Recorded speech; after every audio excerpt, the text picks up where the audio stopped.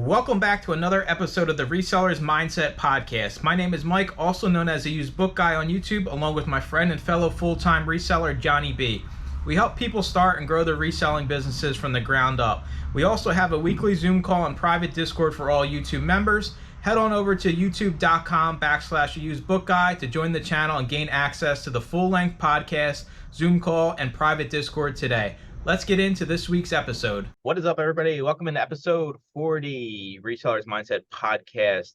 Myself, Johnny B, special guest, video game Amazon seller, Jack up here next to me in the corner. Johnny's down bottom. You're probably, if you're watching this on YouTube, you're probably like, man, Johnny B is looking a little rough today.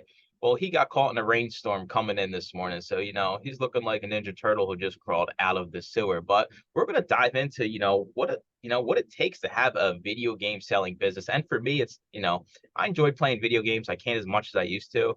And if I had the supply of video games in my area, then 100% I would sell video games all day long. I've been finding a little bit more here and there, but not enough to be like, hey, I sell video games now. So I'm going to throw it over to Jack. He's going to introduce himself and a little bit about his business. And then me and Johnny B are going to pick on him and, see what it really takes to make it in the video game world. So what's up, Jack?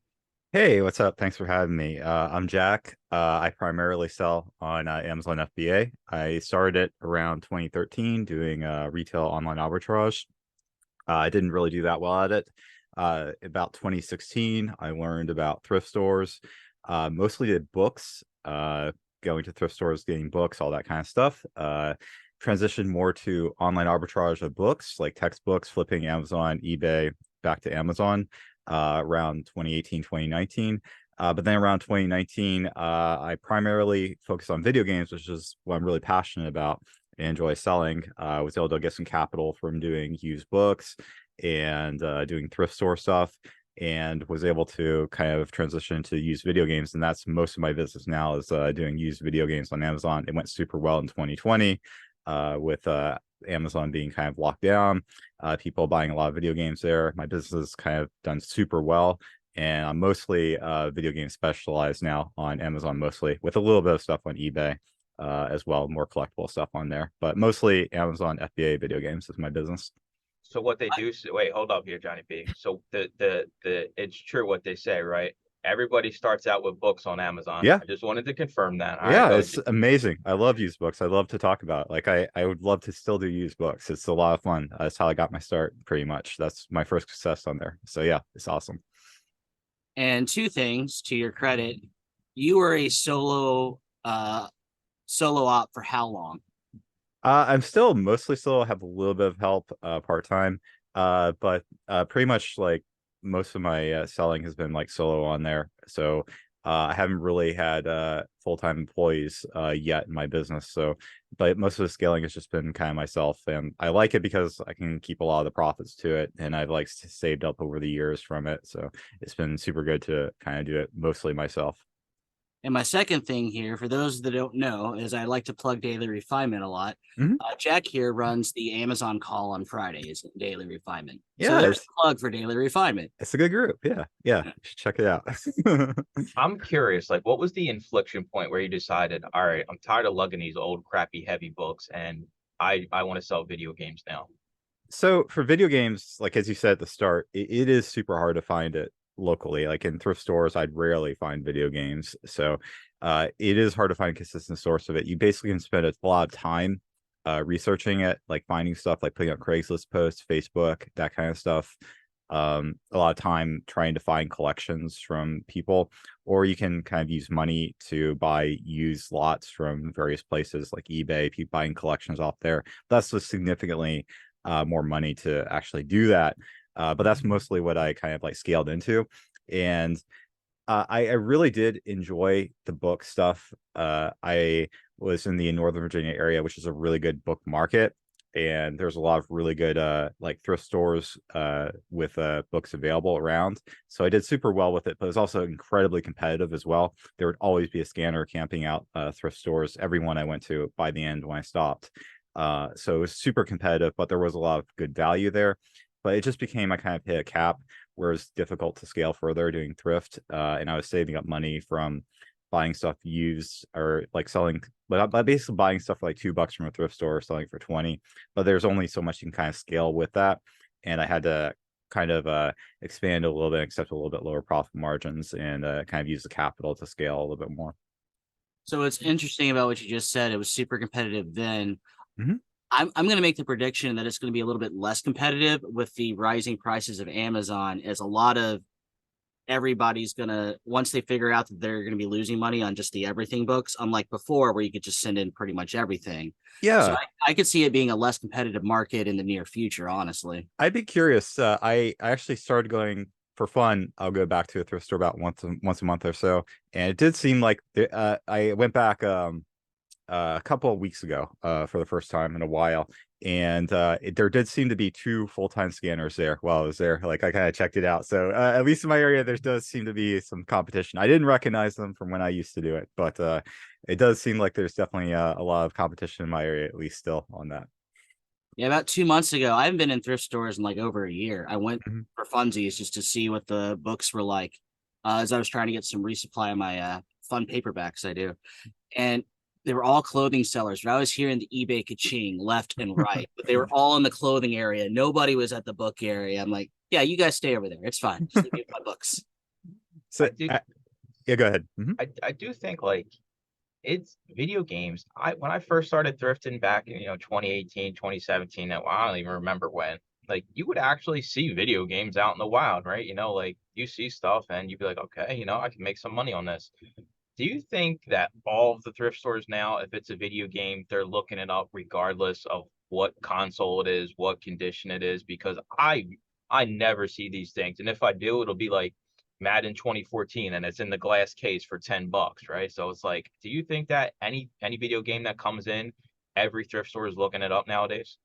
Goodwill certainly does, because they have like their online like way of selling stuff as well now. So Goodwill is definitely doing it.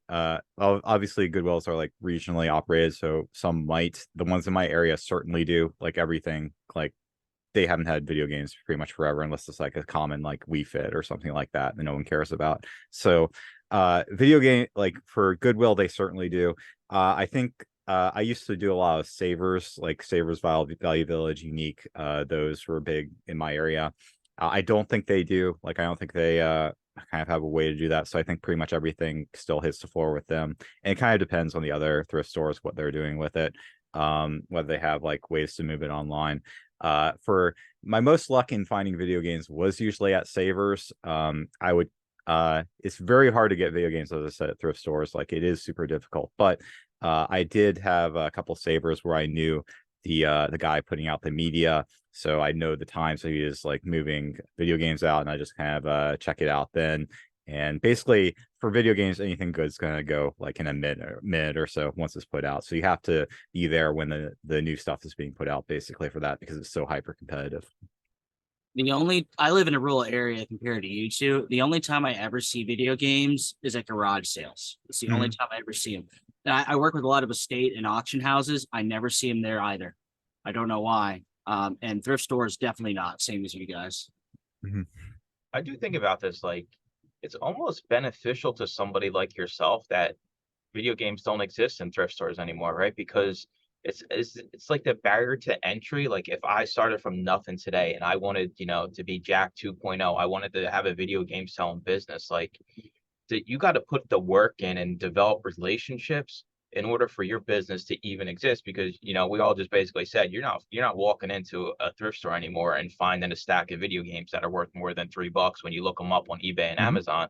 So like it's beneficial to you. I think that it's almost gotten tougher, and I think a lot of people like they gravitate towards video games because a lot of us grew up playing them, so everybody thinks, hey, I want to sell video games. I see it all the time. Like, how do I get ungated and selling video games and selling this and selling that when it comes to video games? And I try to tell people, like, is it really worth it to get ungated in Nintendo? Because I'm lucky if I come across 10 Nintendo games the whole year, right? So it's kind of good for you that it's the barrier to entry is so much harder. But I'm curious, right? If you had to go back and start today, like what would be like your approach with the knowledge you have now? Would you even bother with thrift stores at all? You only go in once a month now just so you can be like, hey, yeah, I still go to thrift stores, right? Just keep it on your resume. But I'm just curious, like if you had to go back and start over knowing what you know today, would thrift stores even be on the radar for you at all? Or would you just push like what you're talking about, like the Craigslist ads and trying to find collections? So in our group, the Giants in as well, we have a guy named Jameson who's on my calls who's super good at finding these deals in Facebook Marketplace, Craigslist, garage sales. He always has like a collection buy every week going on. So you basically either need to put in a ton of time to trying to find these deals or have the capital to do it. And he's putting in a lot of time. So it is definitely possible to find these deals out there. If I were just getting started today, I probably would not do video games just getting started because it is so hard to actually find it. And I would probably do the exact same thing I did these days as well when I got started with it, is focus on the books at thrift stores first, just because it's so abundant, the books out there. So for thrift stores, you pretty much need to do either clothing or some kind of media, books, that kind of stuff if you want to do it, because there's so much clothing out there, and I hate clothing. But that's something you can buy super cheap there, and there's just so much abundance of it. So I probably wouldn't do anything different. I just do books these days as well, just to get started, because when I got started in 2016 on Amazon, books was pretty much like 80% of what I sold on there. I sold some video games I had as well, maybe some DVDs occasionally, but it's pretty much books, and that's just because that's what is so available and so abundant. And I built up capital from that, and I also ungated my account on everything. Like I ungated Nintendo through books, I ungated Nike through books, and basically had like a fully unlocked account by just selling books on there. So I would still do the same thing, just focus on books at thrift stores. And it's funny you mentioned Jameson. He's also in Mike's group here. Oh, cool, Yeah, nice, yeah. I'll he's have to join. cross-pollinating. Yeah, Yeah. I'll have to join after this. Yeah, I'll join the Discord. Every time I drive past a piece of furniture on the side of the road, I think about him, right? Because Yeah, he has crazy, like he'll flip anything, and if he's I getting this furniture for free and he's got the space, I mean, he crushes it. I'm just like, holy smokes, I wish I I had a love truck. him. I love him. He's like the guy who's like going out and like making these deals and getting these collections. Every week he has to find something crazy. It shows like if you put in the time to do it, like you can get the stuff out there. But you have to put in the time and really like, especially in the video games, are just so competitive of a niche. But he's shown it's definitely possible. He's doing Pokemon Oh, cards as well. Yeah. he grinds, man. He's Yeah. the definition of a hustler right there. Yeah. It just goes to show. I talked about a YouTube video not too long ago. Like you can have all the knowledge in the world, right? Jack could be the biggest video game expert on everything. He knows every edition of console, every console, every video game. But if Jack doesn't actually put in the time to find these deals, his business doesn't exist, right? So at the end of the day, you got to take action on what you're doing. And I'm curious here, like, all right, so you get into video games. Was it like when you started getting into video games, was there ever a point where you're like, man, maybe I should have stayed with books? Like, did you ever think about going back because like you weren't getting the results you thought you were going to get, even though you're excited about it, right? Because you sound like you're kind of like me, right? Books, we make money on them. The money excites us, but it's like not going to get us up in the morning to go list 100 books on eBay like Johnny. So it's like, did you ever hit a point when you got into video games where you're like, all right, maybe this isn't what I thought it was going to be, and maybe I should go back to books? No, actually, I kind of immediately just saw success with it. Like one of the things that was success for me is like breaking up lots that I'd buy on eBay, like buy out collections on there. And like I was kind of surprised at first like how well it's actually working out for me. And I got in at really the perfect time for it, like in 2019, right before 2020, where it just like it exploded. That whole niche, the video game niche, really like took off during that time. So I was super happy with it. At first I was looking for a way to expand my business, because you feel with books there's only so much. I was grinding a lot. I was going to thrift stores about 2 to 3 hours per day, then listing and all that, and kind of just ran out of sources I could actually source the books from. And I had to expand to something else. So like I had the capital from the books, and I was looking for something else to go to. I was doing like buying off eBay. I'd have a list of like all the books and like high-end stuff that I flipped from thrift stores, and then make a list to find them on eBay, and just looking for more stuff I could add to like scale up my business, because you kind of run out of time at some point when you're going to thrift stores. You just kind of run out of supplies in your area to actually get. So once you get more money, it kind of opens up more opportunities to do what you can do, and like stuff you can buy from it. So like it worked out. That was basically the natural transition, is just like just trying to invest more capital into my business, and like, because I was running out of time and sources in my area for thrift stores, where it just made more sense to kind of the natural progression to it. So it could have been video games or anything else, but video games is something I love as well, and I just found the niche and like found success in it. So that's what my next thing became on Amazon for that. So Mike made a very good point. I do a lot of eBay listings, and people are like, "Why?" And well, honestly, I do like the books. And I get that it's just money to probably Mike and whatever. But I think you yourself actually like the video games. Yeah. Yeah, it's fun. Yeah, it's fun to do it, but it would also be like I would do something else too if there wasn't profitable in it. Like, it's just super profitable, and it's something I enjoy doing as well. Like, I have a lot of knowledge in it. Like, I have a small Instagram following as well, which I haven't posted to in a long time, but like, I'm kind of known as like the video game guy at this point with it in my business. So it's like kind of cool that I can do something I really enjoy with it as well and make money with it. I will not take offense if you start a YouTube channel called Jack the Used Video Game Guy. We can be one So together. I actually do have a YouTube channel I used to have, and I haven't posted into a long time, but like, especially I am considering starting up doing some more YouTube and Instagram pretty soon with that. So we'll see on that. I do have one though, video game sourcing on Instagram, and video game source is my YouTube channel. So maybe at some point I'll post a little bit there more at some point. Hey, I've watched your YouTube videos; they're really good. I like need to get back into it. I'm like one of your like little minion subscribers over there. Thank you. I'm curious. Do you have a collection of video games for yourself that you're not going to sell? You know, like maybe you collect, Nintendo Switch or something like that. Do you have a personal collection? So I play a lot of video games. I enjoy playing. I've never been super into collecting. I was into it for a little bit. I used to have a sealed video game collection. If you look behind me, there's some video games back there. I'm sort of interested in a little bit, but I more enjoy just selling. And like, for me, it's the enjoyment comes from selling and getting good deals on it. Like, just having it for a little while and selling it is more fulfilling to me than actually owning it. Like, I don't really care about owning a certain game. I like to play games. Like, I kind of enjoy it, the idea of collecting, and I used to be more into sealed game collecting, but like, after I started selling stuff, I kind of the stuff takes up a lot of space physically, and I just more enjoy playing the games themselves and collecting. So I don't really consider myself a big time collector so much. I like some of the stuff I like learning about, though, more is more like rarities in video games, misprints of box art, like variations of games. Like, I'm into sports cards a little bit too, so kind of the like printing errors on cartridges and different variations of stuff is more interesting to me, and kind of the history of video games. So sometimes I'll collect a little bit, like old school Nintendo games are different variants of box art, but I don't really collect so much. Like, I just enjoy selling mostly. I don't really consider myself so much of a collector. That's right. Like the money, like myself, Yes. listen, I'll find the emulation somewhere online if I Yeah, want to yeah. play the game down the Me road. too. Yep. Um, Yep.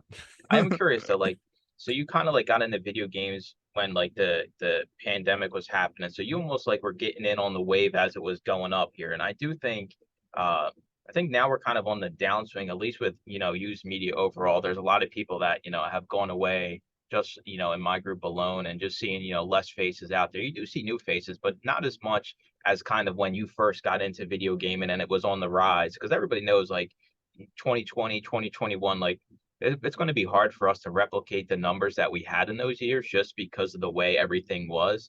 Are you concerned at all, like about the downswing we're going to see here? Are you just like kind of like we're committed to it anyway, so it really doesn't matter? But just your opinion on, like, do you think there's going to be more people trying to come in and sell video games or less people?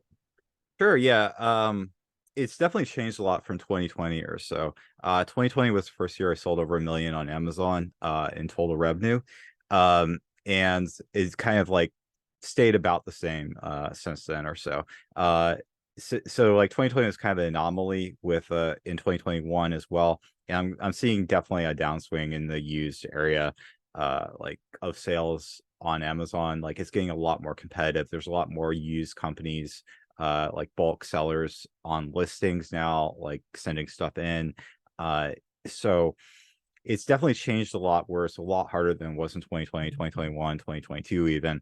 And a lot of video game sellers I talk to are kind of frustrated right now with it. A couple are leaving the platform, but I'm still seeing success with it. I'm still profitable in my buying, and as long as I'm still profitable with it and still doing well, I'm going to keep doing it, definitely.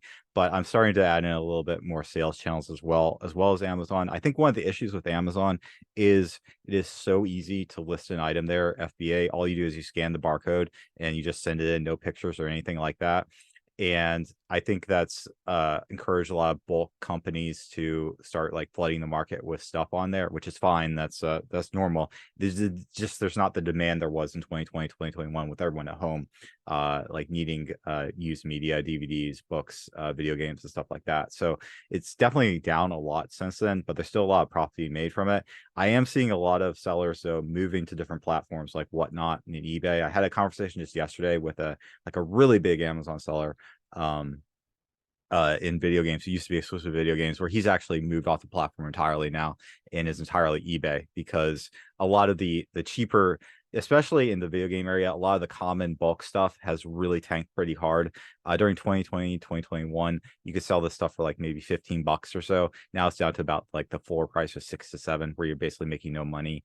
But people are finding that they can sell this stuff on eBay for maybe like, you know, $7 or $8 and pocket a little bit of money on that. So I am seeing some video game sellers starting to transition to other platforms a little bit. But for me, like, I still really enjoy Amazon. And as a smaller operation, just myself, pretty much, like being able to scan a barcode and throw it in a box is still like, the time it takes to do it is so much faster than having to take photos on eBay, that right now for me, I'm just like focused on as long as there's still profit to be made from it. So back to what Mike was saying on we've seen people come and go. And I've definitely noticed that even in refinement group, the people that were attending the media call when I first joined, not all the same faces are still there. And well, I don't attend your call all the time, Jack, because usually Fridays are a busy day for me, but I attend when I can. But I have noticed there, same kind of deal. When I pop in 1 month, come back a month, and I'm steady for like a month on your thing. Sometimes the faces just go away for whatever reason. Don't know what happened. There was no bye guys, I'm out. It's just they no longer appear. So reselling is super low barrier to entry. So a lot of people get involved with that.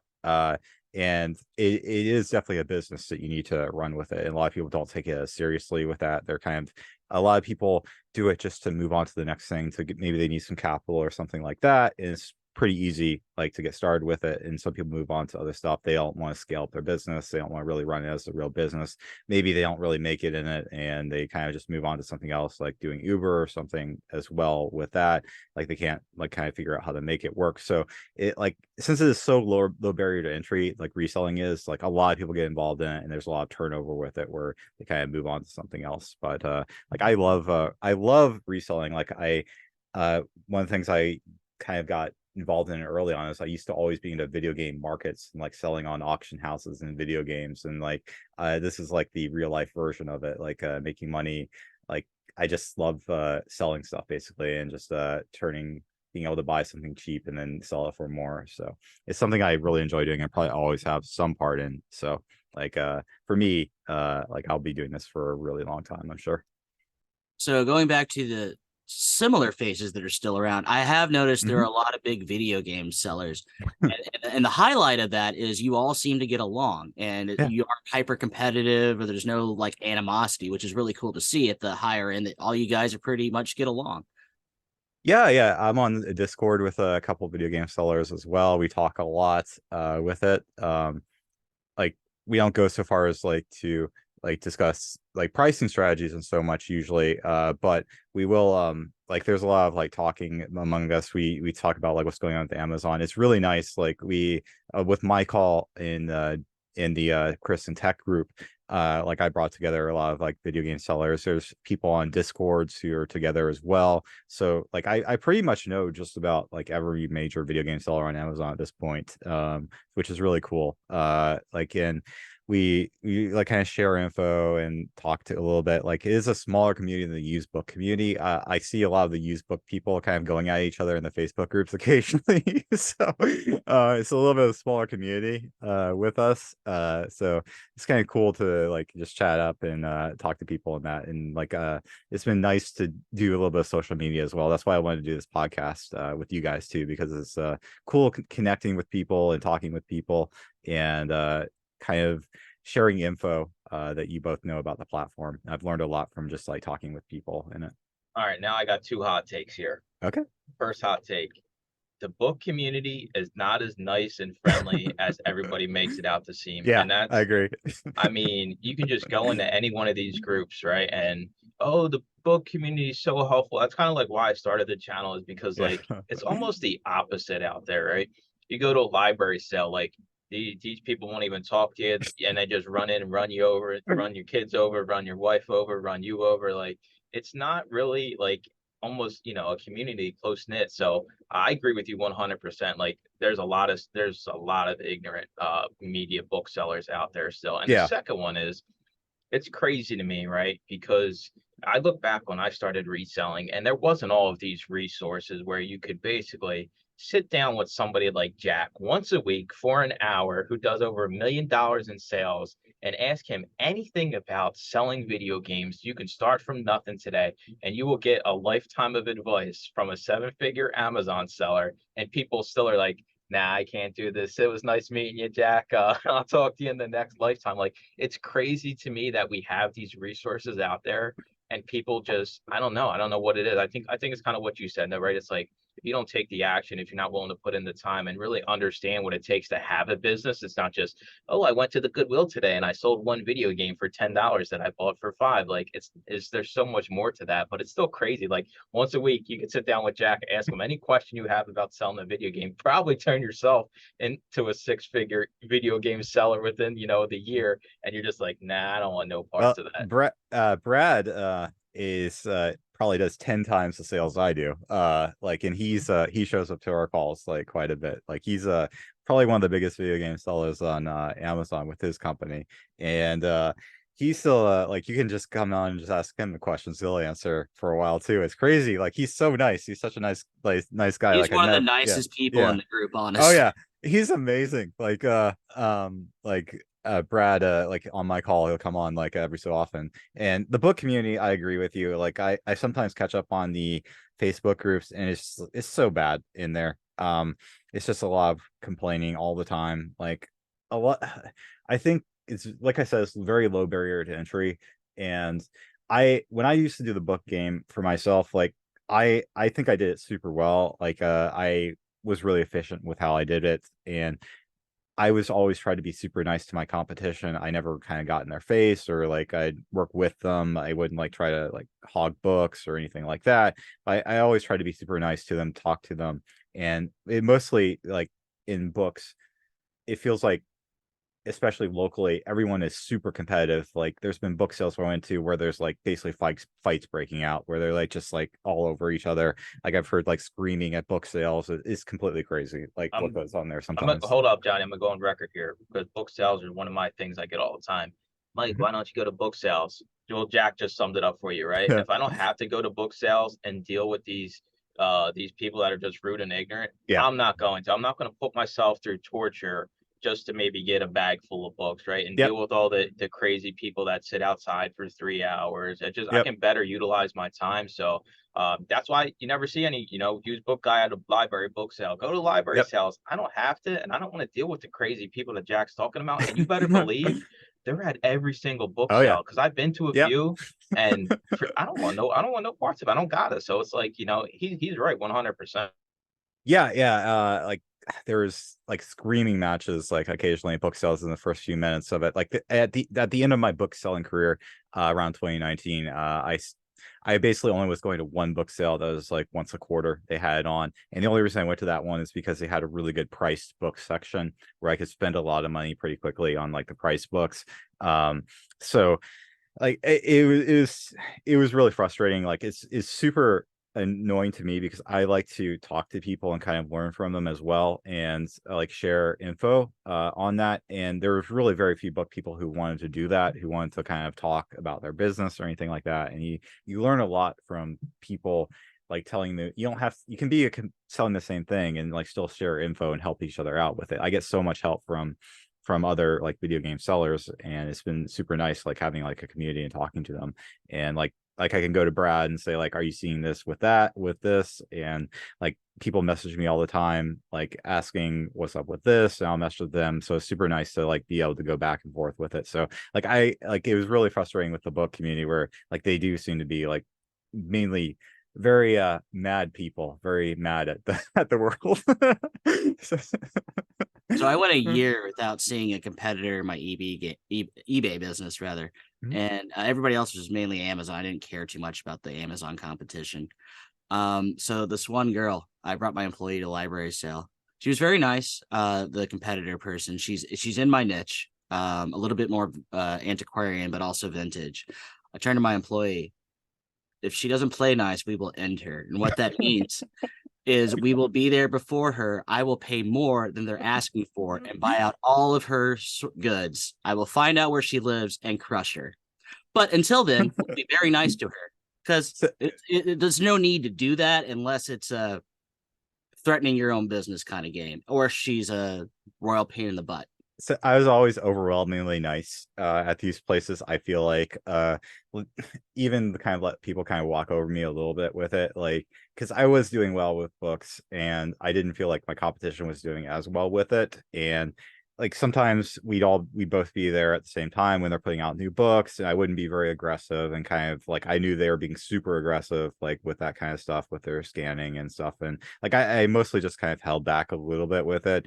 But yeah, there's a lot of aggression that goes on with like it feels like a very much like limited mindset with it, because they're looking for like the same resources. They feel like they have to compete with you for that. So I'm kind of glad to not be in it as much as well, having to deal with the thrift store stuff, because I have so much stuff I can buy. Like I don't have the time to buy it all and process it at this point. So I love the way I source now compared to that. Yeah, there's no reason to do that unless, like what I said, your business is directly being threatened. Then it's game on. Sure, we'll play that game. But anyway, I would be remorse if I didn't ask you a specific eBay question, because we do have some eBay listeners, and all of our Amazon people, they dabble in eBay. So can you talk a little bit about your eBay business side? I know you dabble as well in there. So I would like to do it more. Right now, I'd say 95% of my sales are Amazon, with maybe a little bit on eBay. I would like to spend it more because like Amazon can be a little bit crazy. It is good to have like a mastery of Amazon, and it's probably the best platform in my opinion to sell on, but it is good to have some diversity in your business, and I would like to do it some more. I am seeing a lot of video game sellers moving on to eBay, selling more common stuff on there. But for what I do with eBay, I kind of have a passion for sports cards as well. Like I enjoy like the collectible market, like also a little bit of TCG cards, and those just don't really work on Amazon. So a lot of what I sell on eBay is like graded stuff and collectible, like higher end stuff that wouldn't work on Amazon really. So a lot of my eBay stores, graded cards, like some sealed card product that like I enjoy buying and holding for a little bit, kind of just as like a side hobby thing. And also like graded video games. That market has tanked pretty badly in the last few years, but it's something that's kind of interesting to me because I used to be interested in collecting sealed video games. So that's what my eBay store is, just more higher end collectible. I think my ASP on eBay is probably like $150 or something like that, crazy, because like I'm just selling the expensive stuff basically on eBay. So to get me to list on eBay, it requires something pretty expensive to sell on there, because I just don't like it. I thought I was being greedy at my $20, $150. I mean, holy smokes! You gotta up your game, Mike. You gotta up your game, dude. It's tough out here in the thrift stores. All right, why do you think you don't go to them no more? So I got an assumption here, and you're the perfect person to ask, and I'm gonna prove whether I'm the smartest non-video game seller out there or I'm the dumbest. Does Nintendo stuff hold its value the best out of all the platform, like I guess the publishers? Absolutely, yeah. I would say Nintendo's the best. There are some publishers that are also good, but they're much smaller. Some like niche publishers are really good from like the PlayStation 2 era. They made a lot of like RPGs and stuff like that, still held their value really well. But Nintendo is just consistently, basically anything they make is going to hold their value or be really close to it. Like GameCube games, Nintendo first party, all those are pretty much crazy, over $100 at this point. Most of them are. And then anything like even the Wii stuff, there's a couple Wii Nintendo first party titles that don't do too well, like Super Mario Galaxy is like something like $15 or so. But most of the stuff on Wii, like new Super Mario Brothers is easy, like $40 to $60 usually. So Nintendo stuff holds its value super well. Basically, you can pretty much blind buy anything Nintendo, like anything Zelda, Mario, Donkey Kong, anything like you see at Thrift. You can just pick it up and not even scan it, and it's probably going to be good. I'm going to reverse the question. Is there anything in Nintendo to avoid purchasing? Well, they've made a few games that have bombed pretty badly. I can't think of like there's just random stuff. You probably wouldn't even think they're associated with Nintendo. But occasionally like there will be a couple things, but you probably wouldn't even recognize it as a Nintendo published pretty much. So anything you recognize in Nintendo, like it's doing probably gonna do well. Like anything Zelda, Mario, anything like you recognize as a Nintendo character is probably doing well. Even like Wii Sports is like something that sells for like $25-$30 at least, and sometimes even more if it's complete. So like basically anything Nintendo is gonna like be worth picking up. Hey, Wii Sports is the one that comes in a little cardboard sleeve, right? Most of them are cardboard sleeve. They did make a one in a case, like the Nintendo Selects version of it. They also made a different version of it in a case too. And there's also Wii Sports Resort, which does really well. That game used to sell for like $80 during like 2020, but now it's like 40 to 60 or so. So yeah. So all you people out there on YouTube, I posted that bolo last week because Yeah. I found some of the Wii Sports in the cardboard case, and it sold Yeah. for $25 a day. Got checked Yep. in, and that's like Yep. it's one of the more common ones you actually find out in thrift stores, because Yeah. usually it's just in with the CDs or something. But I got a few rapid fire questions All here right. for you. Okay. All Let's right, go. so you're an Amazon seller. Do you have a repricer? Yeah, I use reprice it and be cool for new, reprice it for old or for used, but I don't like either. So I need a better option. Whoa, he's both of them. That's really interesting. I do like you do use reprice it because it's simple for me, and I always, that's when I always push on people. And for the new stuff, it's the same reason why I use Be Cool, so you can set your mins and maxes, and Mhm. make sure you don't lose money on that. I- I'm If curious. Go ahead. if you have a suggestion for a repricer, I'm looking for a better one. So go ahead though. I'm on reprice it with you, Okay. so All right. I'm not going down that rabbit hole either. There's probably like 10 million out there, and they're probably all garbage. Yeah.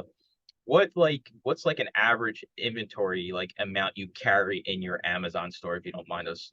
Sure. Yeah, in previous years is like 20K would be normally what I have. Then like all the I had a lot of issues with the FBA storage. That's over now pretty much. These days I'm usually around about 13 to 14K, but ideally I'd like to be back to 20K. And that's all video games. Almost entirely, like 95%.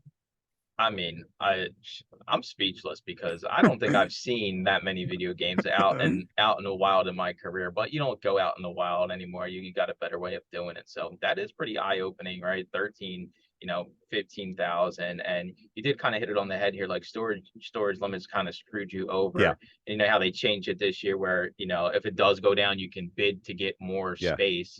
Is that something like you're willing to do with the numbers you're doing? Once they changed it, I had no issue. The main problem before was it was unit based. So video games are super small, but now it's cubic feet based, and it doesn't matter anymore. Like I have plenty of space, so I ran into major issues with that in the past few years. But that was mostly because over the summer, video games sell a lot slower, so my sell through was down on that. But now that they changed it to cubic feet, I have no problem anymore. That's do you use a listing software? You don't have to name which one. I use Inventory Lab. I know most media sellers don't use it, but I really like the accounting for it. So that's the main reason I use Inventory Lab. Oh yeah, that's I always say that's the best one as long as you're willing to pay up for it. Mhm. It's the cleanest, it's the prettiest, and it does have the accounting if you use that as well. So that's an added benefit. Mhm. Um, let's see what else here. So you got 13,000, and it's based off cubic feet now. So that probably puts you around like what 350 cubic feet, give or take a little bit.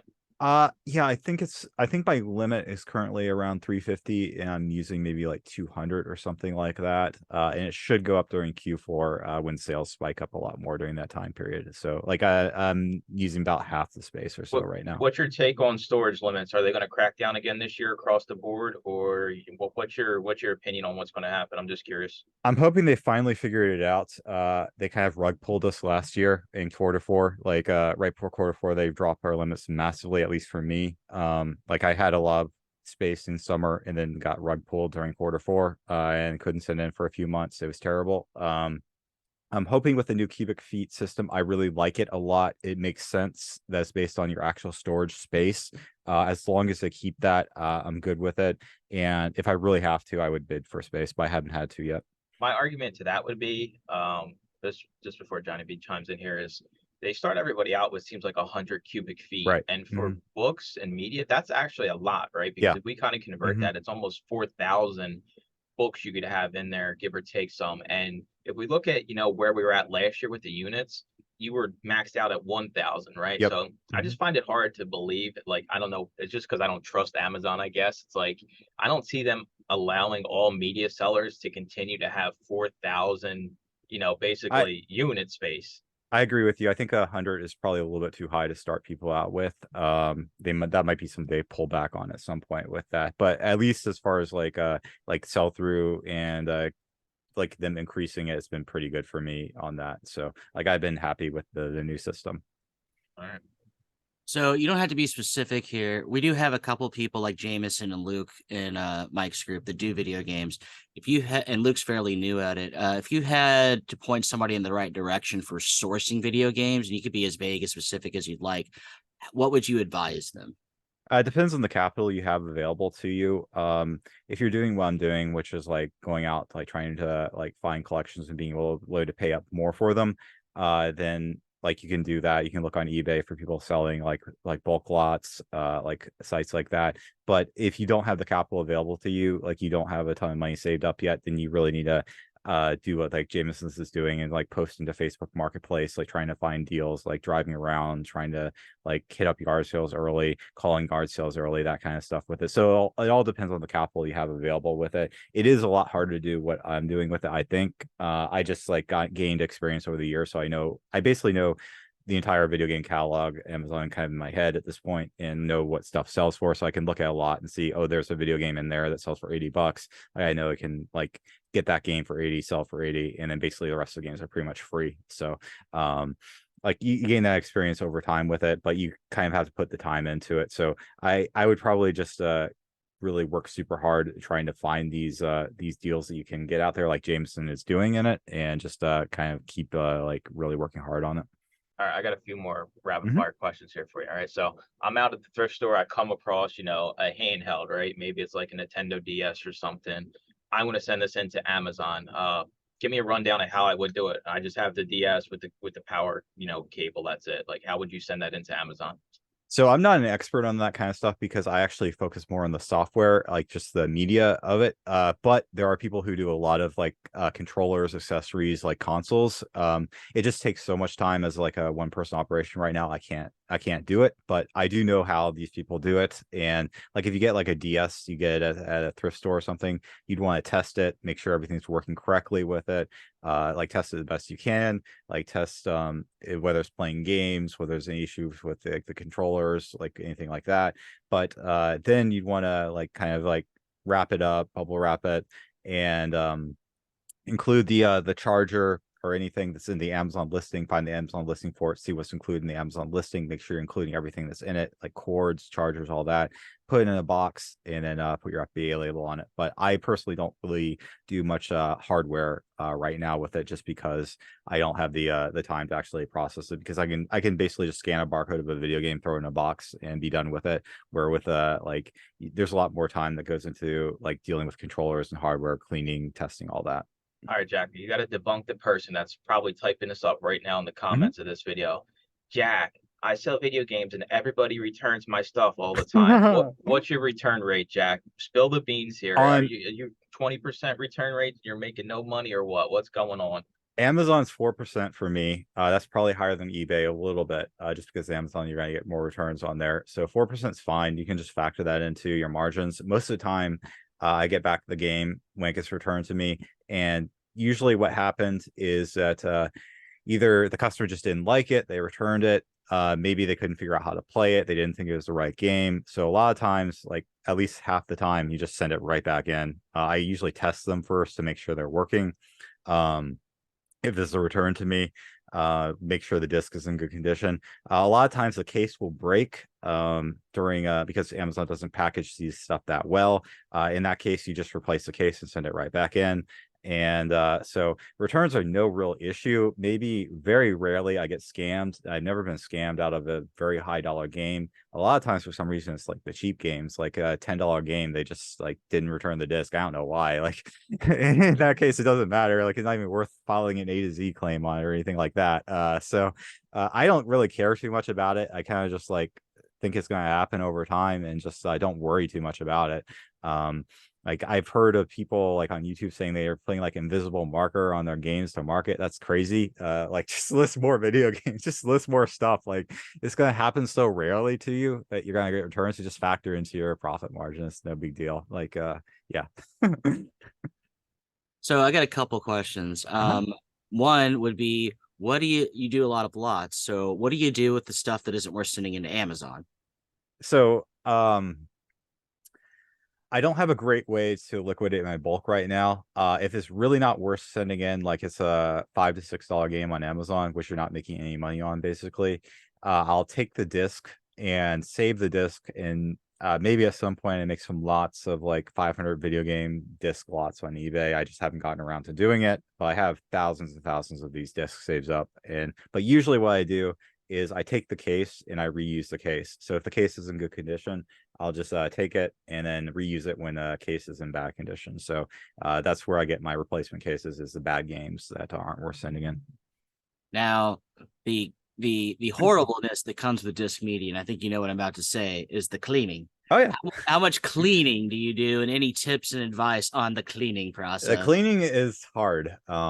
It's frustrating. And these days I actually am looking more to buying stuff that doesn't require as much cleaning. Like newer games, Blu-ray games usually won't require as much cleaning as older DVD based, CD based games like Wii 360 are CD DVD based games, and they tend to scratch a lot easier. Blu-ray is a lot harder to scratch.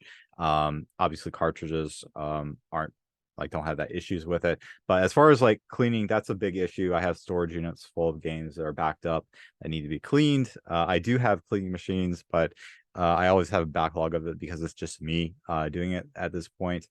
There's a lot of options on that very quickly. Like a lot of people start with the JFJ Easy Pro, which is like $130. Then it gets a lot more expensive from that point forward. There's Eco Pros, which I personally don't like. If you go to Elm USA, you type in Google, you'll find them. Those are about like $1,000 to $1,500 each. They do okay. The ones I really like are like called the Eco Auto Smarts. I have 4 of those machines currently. Those are going to be about $2,000 used. And if you want to go crazy, there's the Eco Master, which will clean games for you. That's what crazy people like Brad have in their operation, which automatically cleans like 50 discs at once. But those are going to be about $20,000 new, $8,000 used. So yeah, so that's the kind of the rundown of like the disc cleaning stuff. What about condition of like games? Because I always tell people, and they ask me like, hey, like if I'm out at the store and I see a video game, like I always prefer if the game has the manual, but a lot of these newer games don't even have manuals anymore, right? So like, is it important to you that if you're selling a game on Amazon or something, like does a manual play a huge factor into what you're going to condition the game at? So for the manual, I don't think it's as necessary anymore. The case I think is more important than the case artwork. I generally won't sell disc only. I just feel like most people kind of expect the case and the case artwork to be intact. So I generally won't sell a game without the artwork at least. For the manual, it depends. Like when I first started doing it, I thought most games should be complete pretty much to sell on the platform. But like I've started to sell games with no manual as well, and haven't really noticed any returns or issues with that, as long as you're not saying like it comes with it in your description. So I've never really like had issues with that. I still won't sell if it's disc only usually. But as far as like whether a game has no manual or not, you actually can tell.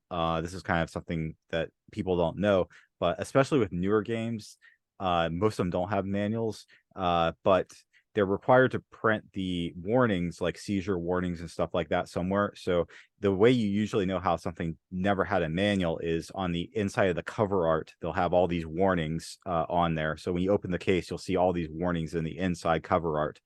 So that's how you usually know it doesn't have a manual. And if you actually look at games, you'll see like newer games have all these warnings printed on the inside of the case and the cover art, and that usually means it had no manual. So that's one way you can know whether it has a manual. I'm looking at it right now, and Yeah. I'm pissed that my game doesn't have a manual. I mean, growing up, I miss reading the manuals of video games, and they don't exist no more. Yep. Cheat codes and all.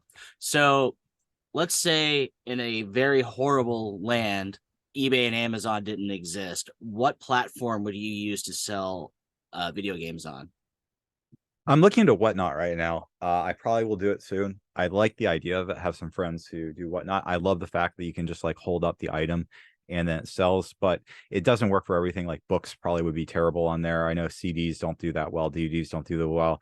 Video games do work on Whatnot because there's a community like collectors who want to do it. So Whatnot's probably going to be the next platform I really try to like focus on. I'm planning to move in a couple months here, so that's going to be one of the things I'm going to focus on. Like have a dedicated streaming room for that and focus more on that platform.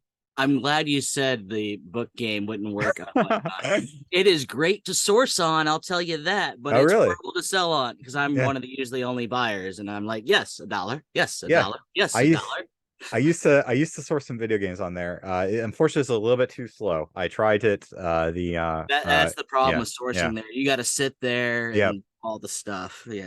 Yeah, it's an interesting platform to source on, though. I got some good deals, but it just took it a little bit too long to source on there. So I like want to message them like, can I just take a road trip to your place? Be way quicker. Yeah. I do think though, like you have the opportunity, right? You know, you have this YouTube channel, you know, a decent amount of subscribers. You got the Instagram. All you gotta do is pop back up like, hey, Jack's back, baby. Check me out on Whatnot, right? I'm planning to do it soon. I have an amazing Whatnot name. My Whatnot name, I got in early on it. So my Whatnot name is @videogames. So when you see @videogames go live, that'll be me. That's a perfect video. If you ain't gonna do Whatnot, at least sell the name, right? Sell the trademark. I am approved to sell on it. I just have never sold on it yet, but I'm planning to do it pretty soon. So but see, the problem here, Jack, is they want to see Jack sell the video game. So do you plan on doing the Whatnot streams, or do you plan on hiring you get the circus hat and eye monocle and go at it? So I probably will do some appearances on there. I have someone in mind who I think will do really well at though. So we'll see on that. I probably will do a few appearances on there for it, but I think the person I have in mind for it is going to do way better at it than I will. But we'll see on that. In the realm of video games, are you worried that we get to a point where physical video games don't exist anymore, right? Because if we look at the, you know, PS5, you could buy the disc version or you could buy the digital only version.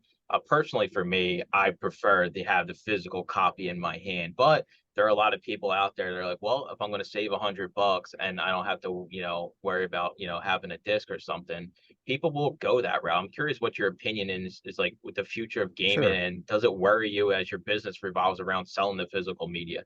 So as like a physical video game seller, it might be weird for me to say like I don't actually like the physical. Like when I buy stuff, I'm buying digitally usually. So I enjoy the convenience of digital personally. Like I'm not that into the physical stuff. Like I enjoy like selling it and handling it. And it's kind of cool to like see this cool stuff. But like you're right though that eventually like the physical stuff should die off. There will probably be some like niche market for it like at some point.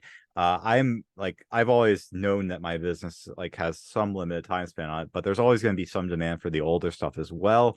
But like most of the stuff I sell is older games, like you know, Wii, GameCube, like that era of stuff. So I'm not super concerned about it. But maybe at some point it'll die off a little bit, but I'm always kind of willing to like transition my business and do other stuff. Like I started with used books, so like maybe in the future I'll be going to something I enjoy, like sports cards, or doing something else and transitioning to something else too. So I will say this, and you kind of just proved my point though. It's like I this year I've been selling so many DVDs, and like people will be like, who buys DVDs, right? Like there's so many streaming services, and it's the same with CDs, right? Who buys CDs? Well, yeah, there may be people that utilize these digital only platforms, but I think you hit it on the head. There's always going to be those people that yep. still are going to buy the physical media at the end of the day. Yeah, even though it's not for me so much, like I'm willing to like appeal to those people with it. And of course, there's always stuff like streaming where there's certain movies where like there's certain movies that I know that like I like that are just not that popular and not on streaming services. So the only real way to do it is get the DVD of it, and those DVDs are still do like super well actually. So there's definitely a market for that kind of stuff. But for like the mainstream stuff, is tanked a lot in DVDs. But there are some outliers on where you can do super well where they aren't on streaming services at all too. Here's another funsy question for you. So the boutique video games, like limited run games, are those Mhm. worth buying and holding on to? If you find them, should they go to Amazon or should they go to eBay? What about the boutique labels? What do you do when you come across that kind of stuff? Limited run is tough because they're kind of like manufacturing rarity on it, where they're intended to be rare. So I don't think they're going to do well long term, because usually when you try to create something as a collectible, it doesn't do well as a collectible. Like stuff like organically usually becomes collectible over time. Like, but if you're creating something as a collectible and selling to like a market of collectors, usually that's not going to do well over time. I think Limited Run was really popular many years ago. I used to buy all their releases at the start. I kind of fell off of them, and it seems like they're like, from hearing from other sellers, like they really don't have maintain the resale value anymore with the newer stuff. There's sometimes niche releases to do well with it. And as far as selling them, I own a lot of limited run stuff still. I sold a lot of it on eBay. I'll do, if there's an Amazon listing for it, I will sell it on Amazon usually. I have had a lot of returns with limited run stuff, a little bit more than normal, because people are usually really picky about the condition of it.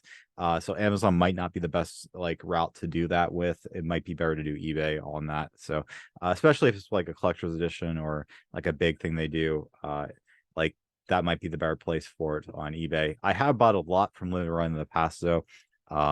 And I sold on Amazon and eBay for it and had varying success on both platforms on it though. But I'm kind of skeptical of them long term though, because they're like selling to the collector market, and they're like selling it as like a rare collectible. Usually that stuff does not do well long term. So like I think a good example of this is something that kind of raised my eyes. The reseller is recently they announced the Friday the 13th game is going to be taken off the market because Right. of their license Hmm. is expiring. So like, is this something where you're like, I need to get my hand on every physical copy of Friday the 13th because it's not going to exist, in another few months? Or is this something where you're just like, there's already a million of them made out there, it's really not going to have a difference? I'm just curious what your take is on it. Yeah, that's really good points. With like games losing their licensing, gets taken off the digital storefronts. That's very common in video games, and you do usually see the physical copy jump up in price right at that announcement of it. A couple of years ago, PlayStation was going to shut down the PlayStation 3 store and remove the digital copies of all PlayStation 3 games. You couldn't buy them digitally, but they reversed the decision on that. For a couple months after that, the price of PlayStation 3 games physical spiked up a ton. There were certain games that like doubled or tripled in price. So yeah, any announcement of that is usually going to increase the value. Long term though, sometimes it holds its value, sometimes it doesn't. One example I can give you is like Marvel Ultimate Alliance. They lost the licensing for that. On the 360 and PS3, and that game, there's a downloadable content for it, and you can't really get that content anymore other than like a rare version they made, like the gold version of it. And that gold version I think I've sold on Amazon for like $300 or something like that in the past, just because like you can't get the content anymore unless it's a very limited release of it with the content available, and you just can't get that content anymore unless you buy the disc version of it, so because they've delisted it. I did see they closed down the Nintendo store for like I forget what it was, maybe Yeah, the Wii U, 3DS. yeah, Wii U and 3DS. So And yeah. the completionist over on YouTube, he went and bought Yeah. every single game and every single piece of DLC in the Yep. Nintendo store. And like, I just think to myself, like, how much is that going to be worth down the road? Because you have Yeah. everything that was ever. I mean, you can't even So put a price on it. the digital copies of stuff don't usually hold any premium. Usually, like if you have it digitally on a console saved, so it's kind of that's kind of more archiving project. But like I was just doing just before this call, I was processing 3DS games, and there's certain games that have gone up a lot in value. Like Kirby's Epic Yarn, I think is over $100 now around there. Kid Icarus Uprising is like $100. That was in one of my. I just processed it like 30 minutes ago. So some of these games used to be like $30 games that have gone up to like $100 now because you can't buy them digitally anymore. So I have a fun series of questions for you, and you can just say yes, no. And the questions are going to be, is this a viable business model? So let's start with an easy one here. Disc only video games. It's a business model. I don't do it. But is it viable though? Would it work? It would work. Yeah, you could make it work. I'm sure someone could. Cartridge only business. That's really good. I don't do it though. I don't deal with it as much. All right. Just video game manuals. I know someone who does it. Jameson does it. So yeah, that would he does super well with that. All right. Now just the plastic actual casing. You could sell replacement cases. You could get them made and import them to the US. Brad does that. So sure, you could do a business model on that. All right. So just the little statue figurines that sometimes come with video games. Oh yeah, yeah. Those are super collectible, you know. Yeah. All right. So basically, you could do anything with video games. Yeah, sure.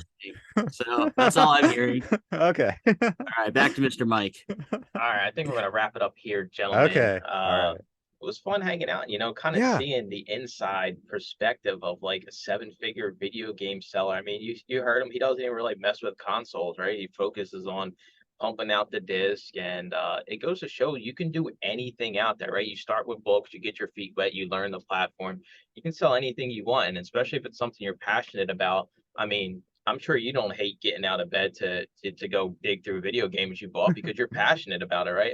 When it's me, I'm like, I got 10,000 books sitting at the storage unit. I got to like drag myself there, like talk myself into actually. Well, there going is some of down. that too. Like it for me. But But I yeah. do think it is like, you know, it's eye-opening that you can have a business on Amazon. One person, you got this part-timer, maybe down the road, you clone yourself for your whatnot stream. But until that time comes, it's like the possibilities are endless here. And if it's something you're passionate about, it's going to be a lot easier to kind of grow your business. Sure, there's always going to be struggles and everything, but I do think, you know, right here's the proof that video games are still viable. They're going to continue to be viable, as we said.